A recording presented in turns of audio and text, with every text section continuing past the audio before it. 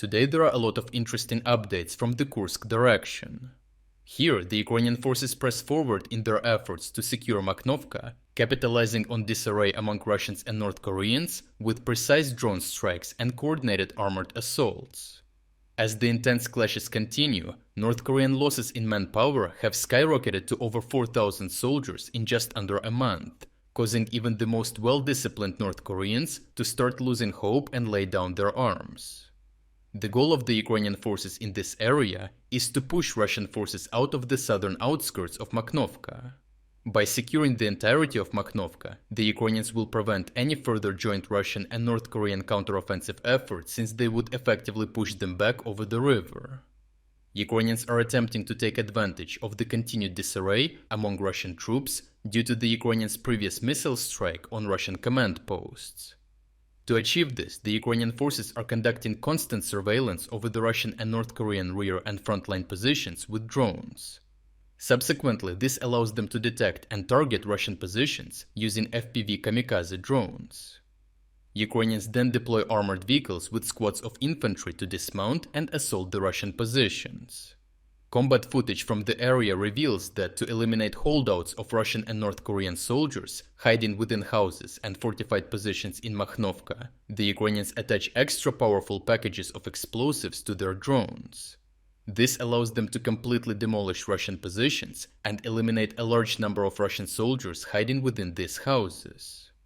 Additional combat footage from the area shows that the Ukrainian MRAP armored vehicle approached the Russian positions and laid down suppressive fire for the disembarking soldiers, allowing the Ukrainians to rotate their soldiers safely.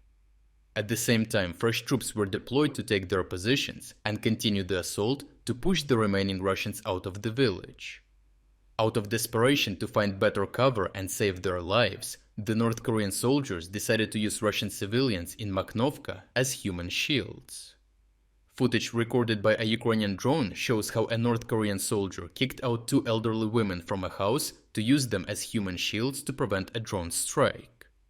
The desperation of North Korean soldiers to increase their chances of survival at all costs is a reflection of their losses, as President Volodymyr Zelensky confirmed that up to 4,000 out of the initial 12,000 North Koreans have already been killed and wounded since they were deployed to the front. Furthermore, these losses are only exacerbated by the fact that North Korean soldiers often fight to the death and refuse to surrender, as Russian disinformation operations have led them to believe that Ukrainians would mutilate and otherwise violate them if they are taken captive.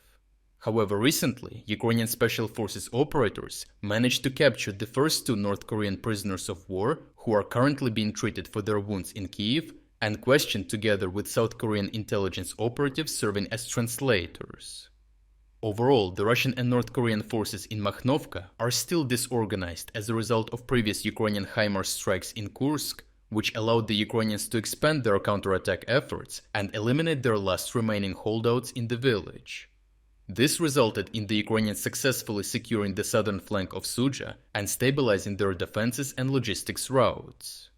With North Koreans already losing over a third of their forces in under a month of combat, it has become ever so clear how Russians use their North Korean allies as human shields, valuing them even less than a regular soldier in the Russian army. Lastly, intel gained from the newly captured North Korean soldiers will likely reveal more opportunities for Ukrainians to strike Russian and North Korean command posts and forces concentrations, as well as give further insights into North Korean operations. If you are against the invasion of Ukraine and you want to support the work that I am doing, consider subscribing to our own independent news website. Here you can find our exclusive strategic insights, comprehensive overviews of all fronts, and regular tactical analysis videos. By subscribing, you will not only show your support for this channel, but also help and defend independent journalism. The link to our website is in the description. Thank you for watching this report, and I appreciate everyone who stepped up to join us.